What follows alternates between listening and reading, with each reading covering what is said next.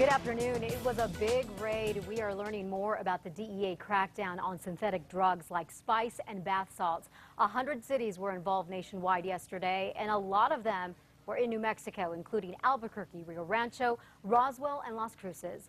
News 13's Kim Baez is in the Newsplex with the story.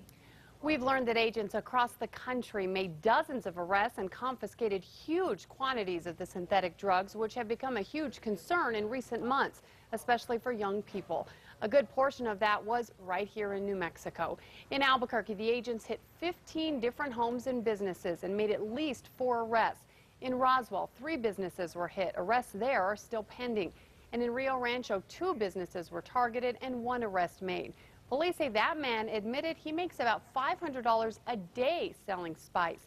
The raids yesterday were part of a nationwide crackdown on drugs that are blamed on extremely violent behavior and have been blamed for deaths around the country. It's pretty astonishing the quantities of these drugs seized yesterday.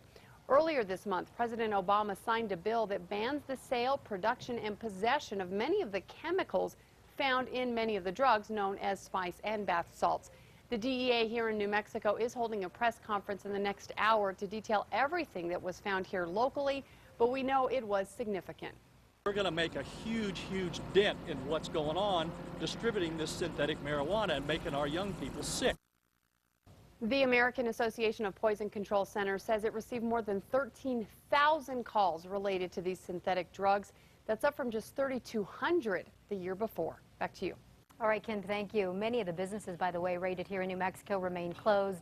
The DEA says more charges and arrests are pending.